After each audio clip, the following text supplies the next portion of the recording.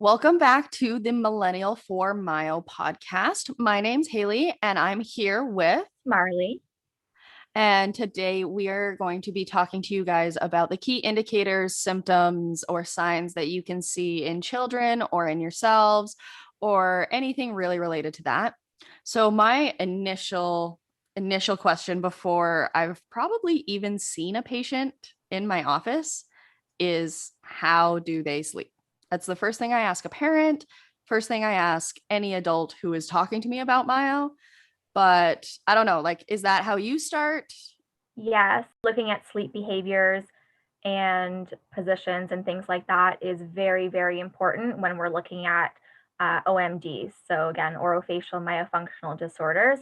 And it's also something that can be overlooked at times, but sleep is very important. So, the top thing is snoring. A lot of people think that it's common, Oh, parents always think it's so cute too. right?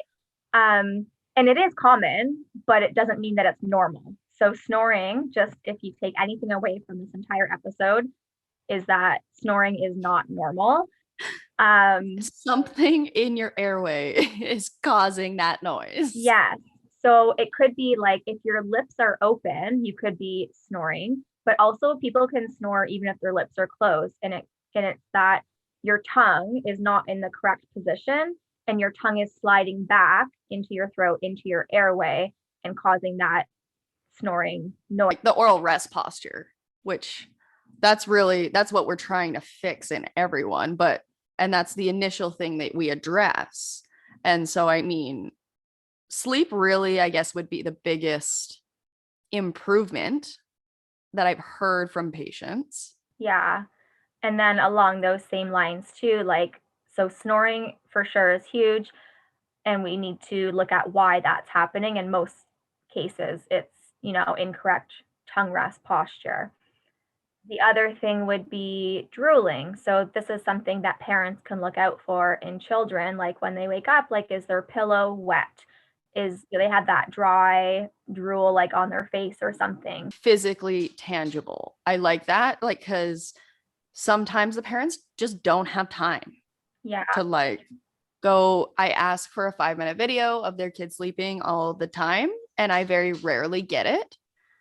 And I understand that parents are just very, very busy, but you can ask the kid, when you woke up this morning, was your pillow wet? And I really, really like that because you can get the point across that you're asking to a tiny human. Yes. And so drooling, obviously, if their pillow is wet, that means, again, it goes back to their rest posture. Their lips have to be open, or else the drool, the saliva, would not escape.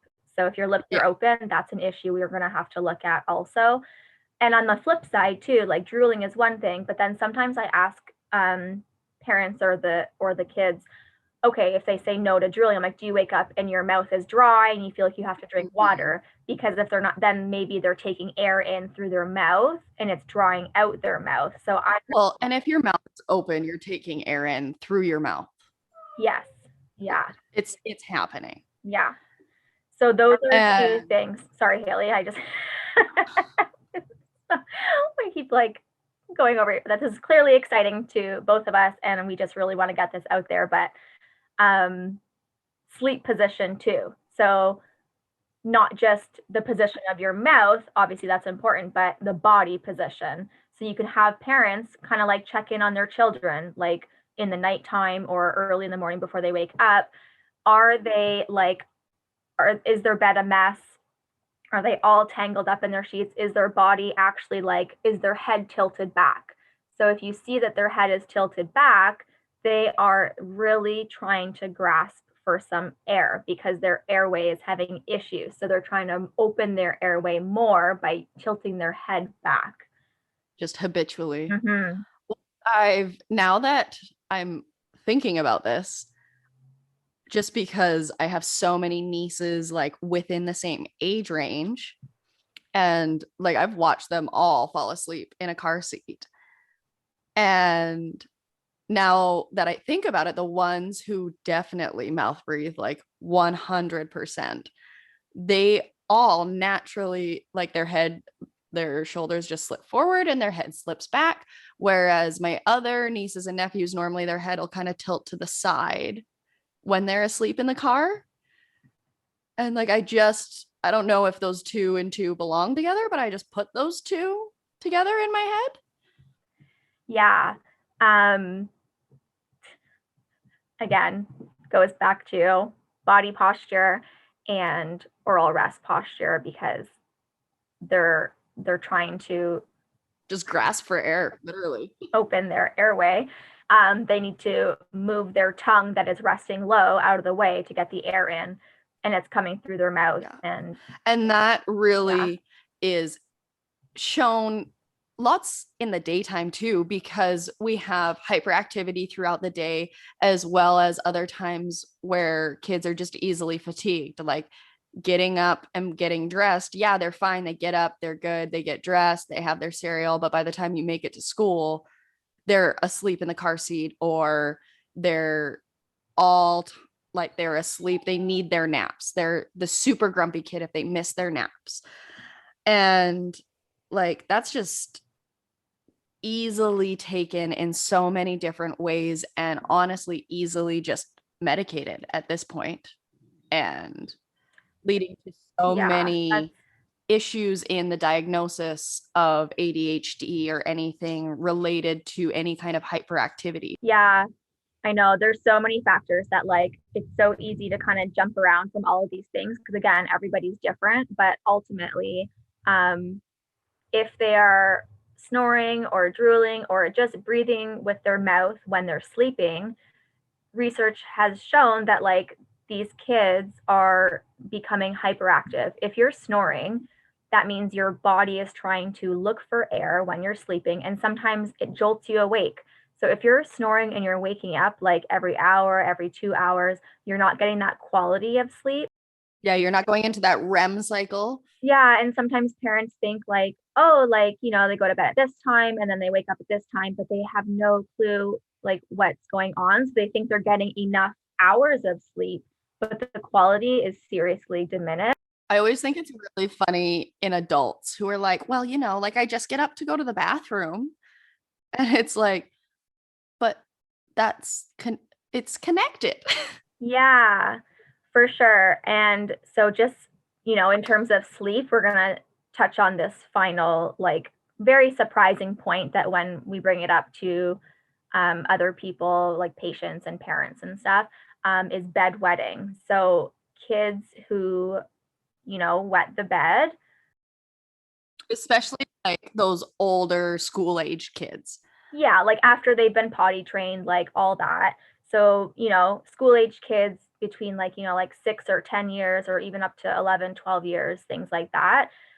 Bedwetting is an issue that people don't think is related to your how you breathe when you are sleeping.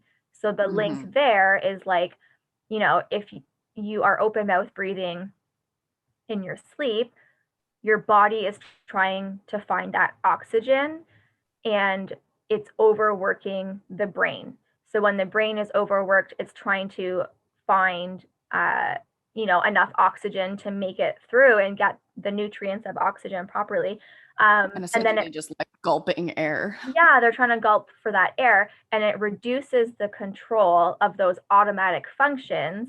The organs such as your bladder would then, like, you're waking up in the night, like, okay, so as an adult, this kind of presents as you're waking up to go to make bathroom trips, like you said, which, happens if you drink a lot of water before bed. But if you don't, like, really, it's a sign that you might have sleep disordered breathing. So in kids, it presents as like they don't make it up to go to the bathroom, but their brain it is just over. they don't, like, their body just doesn't wake them up. Yeah, and their nervous system is then just like they don't know because they're breathing through their mouth, and then they wet the bed. So I always love when adults are just like, well, sweetie, like, I'm old.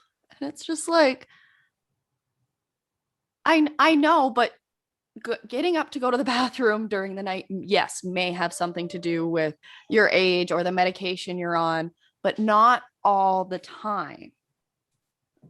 It's not a crazy question when we're assessing things. And so, really, what we're hoping to address initially in treatment is always the oral rest posture. So, yeah, oral rest posture. So, the ideal and correct way to rest your tongue in your mouth is tongue tip on the alveolar ridge, which is the gummy part behind your top teeth, not touching the teeth. And then again, like middle tongue, like whole tongue up in the palate. That's the correct rest posture.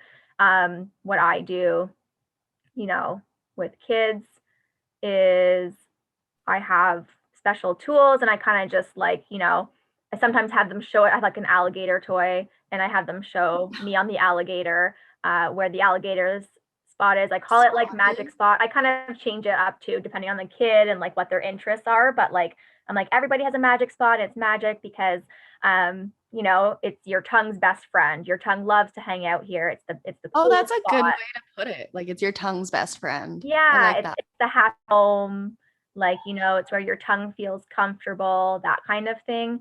Um, but yeah, I start with just teaching them and that providing that awareness for the kids and making sure that they can identify it on, other Themselves. people and then on themselves. And then the trickiest part is like, okay, can you get your tongue up there? And so that is And like, can you put all of it up there? yeah, yeah. Can you do it yourself? I know you know where it is now, but like, let's work on the tongue lift part. So, what's opening a whole other can of worms now because there's obviously a multitude of exercises to Oh try my and teach gosh. them to get them to be able to do that if they can't do that or if they struggle with that.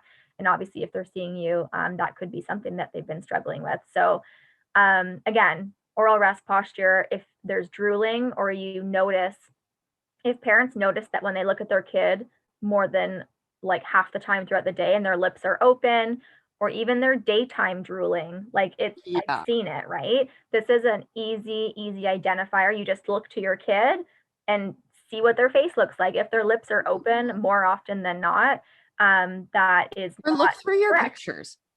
How many parents have like those random selfies that some kid stole their phone and took 8 million selfies on, or 8 million pictures of just random things? Look at those pictures because your kids are in their natural state there, or people around you.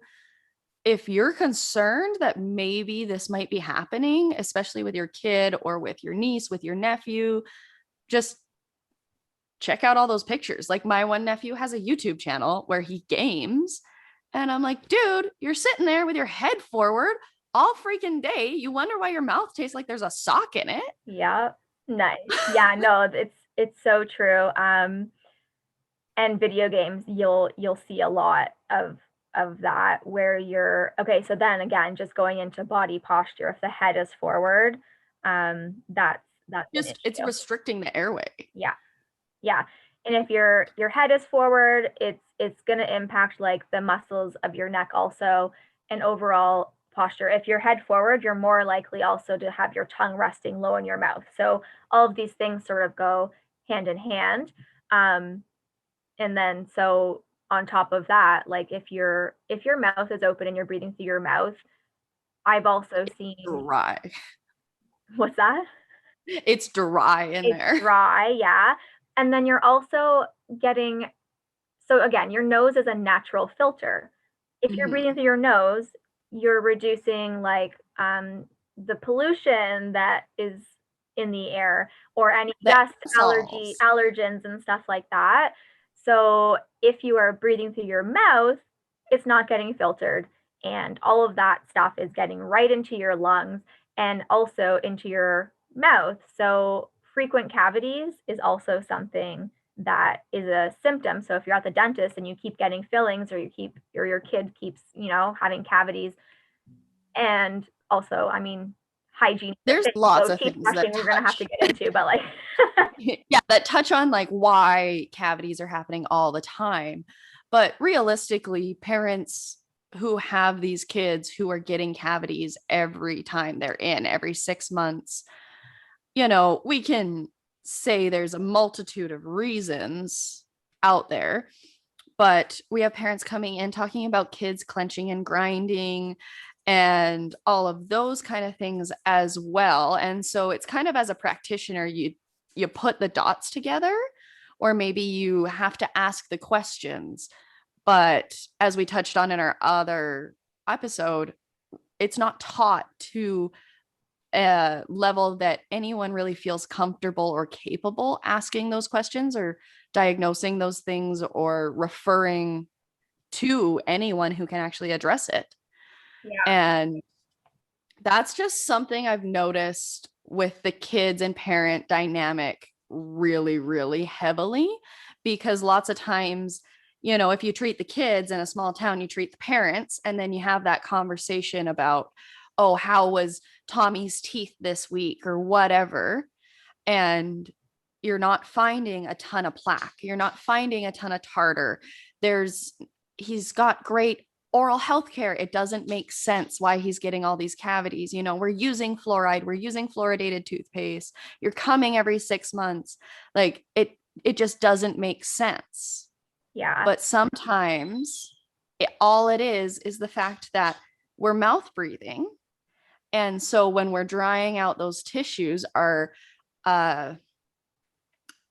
blood vessels are getting constricted, and then you're not getting the same nutrients to your bone or to your gums, as well as you're drying that plaque out, which makes it so much stickier and allows it to adhere so much better to your teeth, which then makes your brushing and your flossing 800 times harder, really, because it's really, really stuck on there. Whereas if your mouth is closed and you're swallowing and there's saliva and everything's moving around, there is particles of that plaque and of that stuff that's coming off your teeth.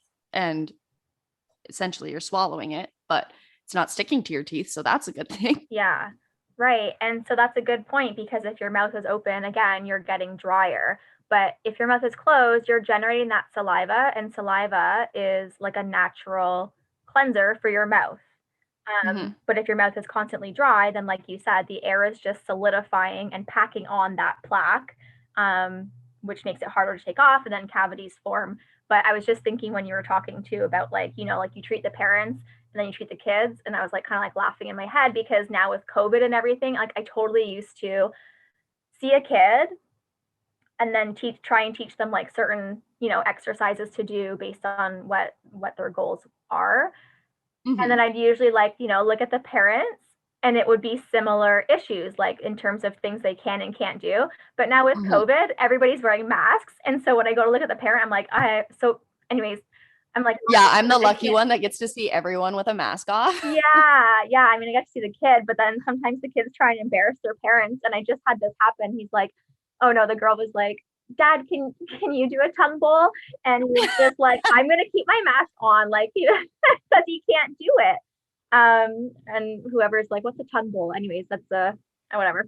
That's a whole different. That's a whole other thing. But anyways, so just a final note about, like, again, parents and genetics. So just one final point is that yes, genetics do contribute to certain things, but also at the end of the day, rest posture is something that can be corrected no matter what the genetics are, if that makes sense. Well, and what's the saying, nurture over nature? Yeah, that whole nature nurture debate. So yes, it is both, but if the kid has habitual open mouth posture, their parents may or may not have it, but then it's like, at the end of the day, you can treat both.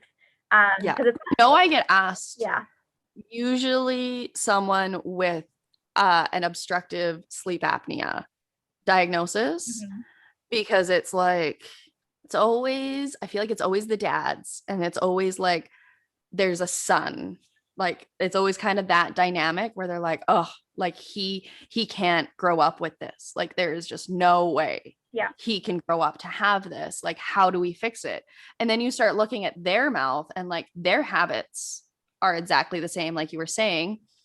But we notice that in the dental world, because we always talk about the sharing of bacteria, and that's how you get your bacterial makeup in your mouth, is whoever your primary caregiver was, or primary influence, those kind of things, you get some of that bacteria when you're sharing spoons and cups and drinks and, sucking on the soother and this and that.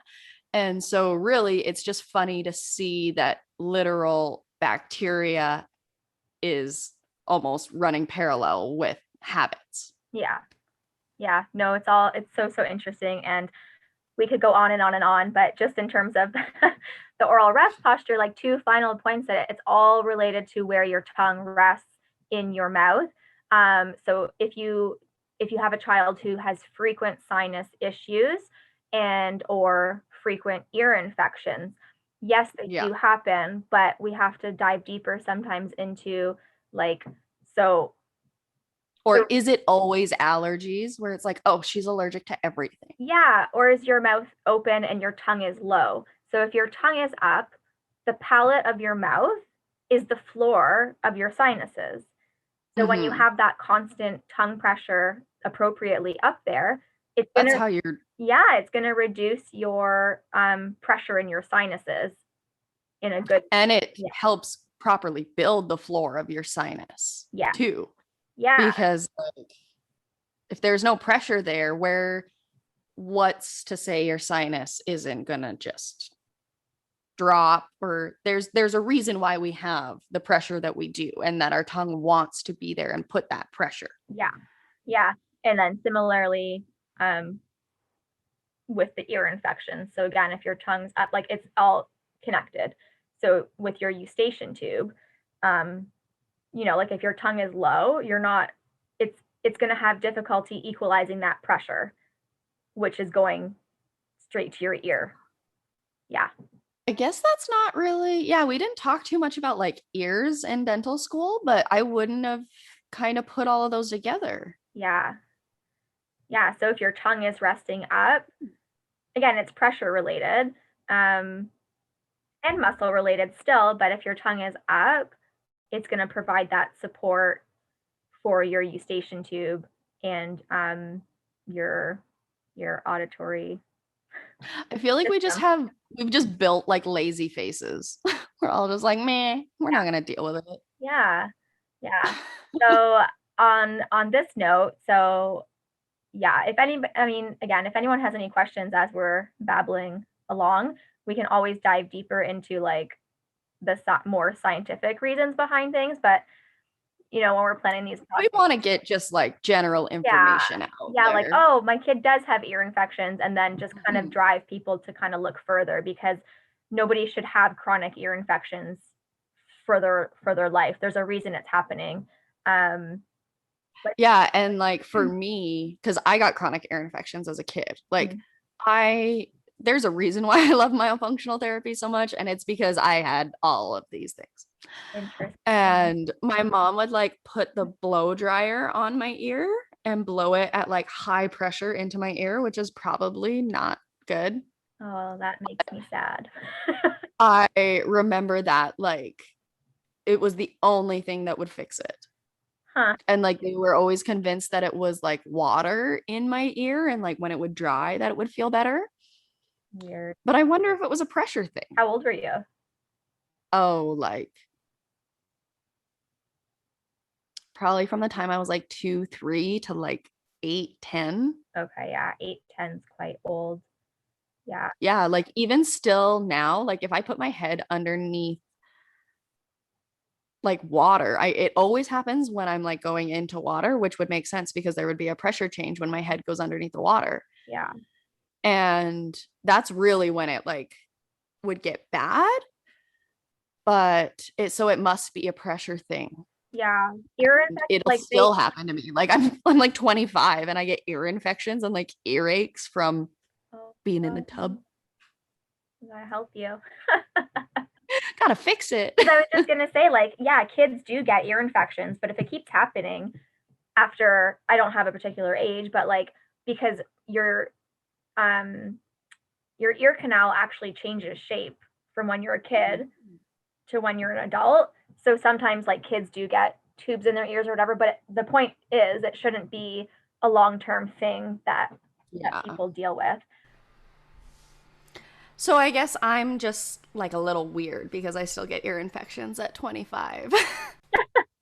I mean, it's a good thing that you discovered Myo then, and you can just keep on working on yourself and treating yourself. Isn't it hilarious that we spend literally half of our time treating ourselves Because you on have top of to, treating patients yeah, you have to be able to show them what to do. And and how to do it? yeah, So, one of the next things that we're going to be talking to you guys about in our next episodes coming forward is going to be definitely some more signs and symptoms, but we're definitely going to be hitting on some dental indicators in our next episode. And so, these are things that you can just ask your practitioners about. So, if you're taking your kid into the dentist, to the hygienist, to your speech language pathologist, just ask them these kind of questions or things that you start to maybe notice or anything like along those lines dentally. We're going to go through them in our next episode. And so stay tuned and goodbye from your Millennials for Myo. It was nice having you.